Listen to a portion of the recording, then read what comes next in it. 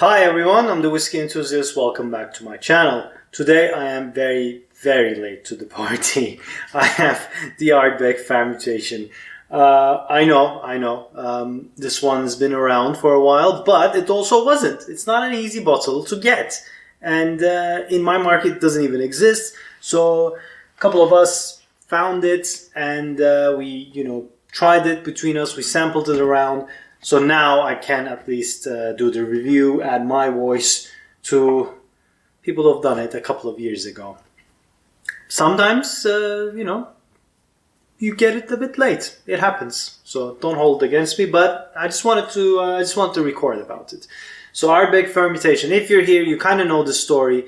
But to tell you the little bit of the story, in 2007, the boiler broke down. And while they were fermenting their liquid and 6 washbacks full of precious liquid, nothing could stop them from fermenting past the point of no return. They threw off the lids to let the Islay air get into the washbacks of the fermenting wort. And a miracle, they received. Millions of tiny beings were descending from the skies, landing in the washbacks. And the fermentation, they call it, but the fermentation took about 3 weeks. What is fermentation? Fermentation is adding yeast to the sugary liquid that's called wort to get the alcohol. And it has 2 phases, the lag and the bud. The lag phase lasts about 12 hours, is where the yeast needs to prepare to eat. Yeast can't really stand too much heat. So the boiler, that's the needed part. They need to regulate the temperature of the water. That was broken. So that's why they opened the lids. And after 12 hours, the conversion starts. But after about 48 hours, it slows down. And the industry standard is around 60 to 75, sometimes 90 hours. But 60 to 75 hours of fermentation is kind of the industry standard. Most distilleries do that to get the more... So the shorter the fermentation, the more malty and cereal notes you get. The longer the fermentation, you get a bit more zesty, zingy, floral, and perfumey notes. This was fermented for 3 weeks. Just a bit ridiculous. So let's see what it gave. It's 13 years of age. Dr. Bill Lumsden, the head of development of Ardbeg, Glenmorangie, said that he kind of wanted to bottle it around 10, 11, get a bit more younger age. But because of COVID, I think they couldn't, and I'll just show you the bottle. It says invasion of the washbacks. As far as I know, this is the only committee release. They didn't have that classic cask strength one and a 46 one. This is bottled at 49.4% ABV.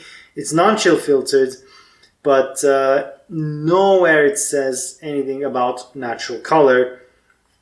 It is 13 years and it's ex-bourbon, so I think it might be natural color. I am having from my Ardbeg glass. How nice. So yeah, bottle is cool, very nice color. It's ridiculously expensive, and if you can find it, it's better to buy it with friends, but it's a good, interesting thing to try. I'm excited about this, so let's dive onto the nose, shall we?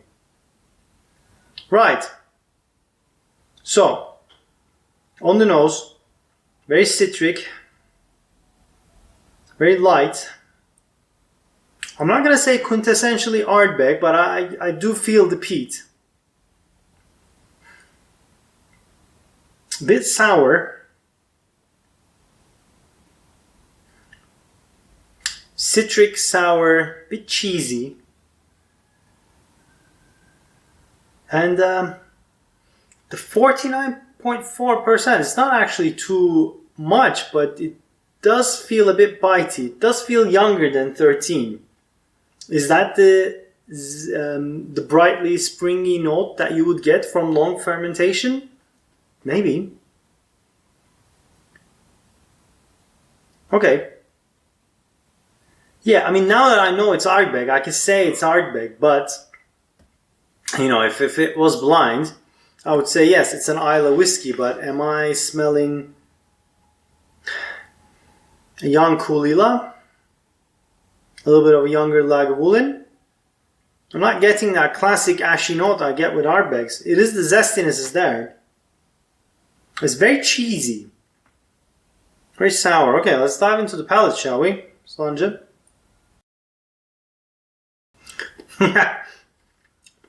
Okay. Weird. It was... Whew. It was incredibly ashy to begin with. Like almost like licking an ashtray. And then it went into these sour notes like unripe banana, bit bitter, overdone strawberry, bit like juicy but not, you don't get the sweetness, you just get a little bit of a sour, bitey note. And the finish is like almost like off cheese with wet cardboard sprinkled with ash. It's confusing. So on the second round, the nose gets a bit calmer.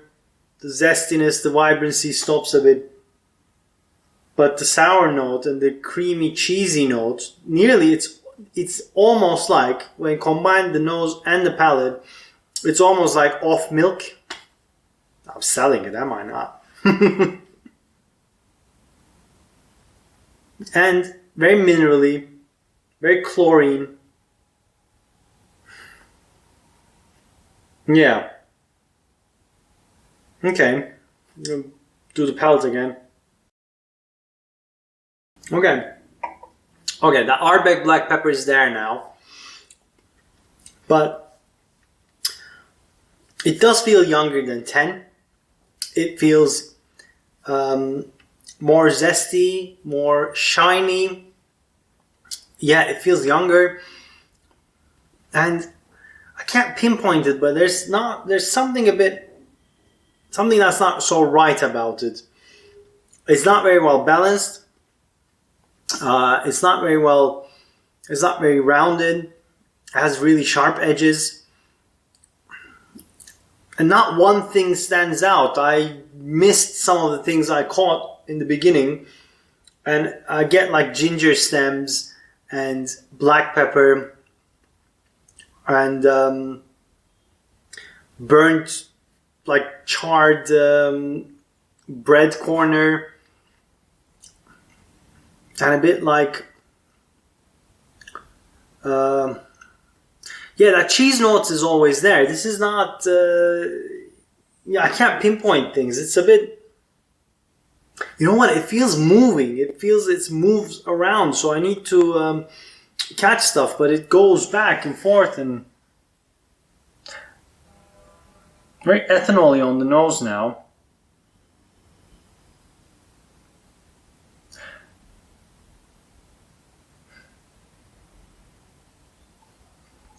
Yeah, there's creamy notes, there's minty notes on the nose. Herbal. The ashiness is completely gone on the nose now.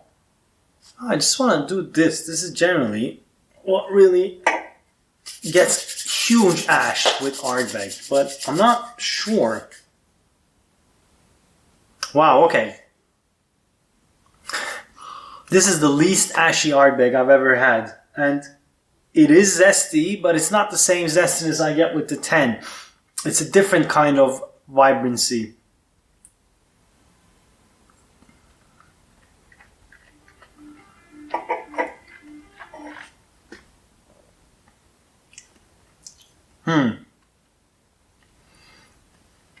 Almost like I've almost put like, okay, I think this kind of, if I put lemon, full lemon, onto a barbecue, char it, and bite into it. But bite into the outer skin, not the lemon itself.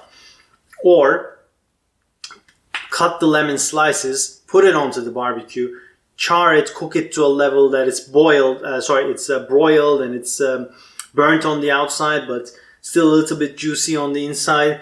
So you get the zesty and sour and bitey notes of the inside of the lemon. Also charred and a bit ashy and off notes on the outside. But while I talk, that off creamy note comes out again, like that cheesy, I always want to say yeasty note, which is probably power of suggestion, but maybe not. Perfumey? Sure. Definitely not malty. But very creamy now on the nose. Guys, I don't know. You know what? I'm glad I didn't pull the trigger on this on my own. I mean, this bottle's been open and it has aired, so it's not like this is the neck pour or the shoulder pour. So I'm kind of glad that I didn't get this one. I'm not going to even do any recommendation because it's ridiculously priced, but unless you're so nerdy about what a 3-week fermentation does to whiskey, I think you can give it a skip. And to be honest, it's different, but it's different to what an Ardbeg is. If you gave me this without telling me what it is, I'll probably say, okay, it's a young Islay whiskey with maybe had a bit of Tuscany red wine cask touch or something, because Tuscan red wine gives me that off cheesy note. So yeah, I'm not going to do the recommendation. We've now witnessed what 3 weeks of fermentation does to whiskey. Did we? I don't know. It is what it is. Yeah, I hope you like this review. I don't know what to make of this. It is certainly interesting, but not in a great way. So guys, hope you enjoyed this review. If you have, please hit that like button, and if you don't. And if you haven't already, please subscribe to my channel. And you know what? Let's talk, guys. Who tried this? What did you guys find in it? And did you like it? Would you actually buy it if you were if you could receive it? Because I tried. I remember I was just refreshing that day, but didn't come up to me. Obviously, it's only committee members. So yeah, let me know what you think. I'm not sold on it. So I'm glad they're not doing this as a core expression.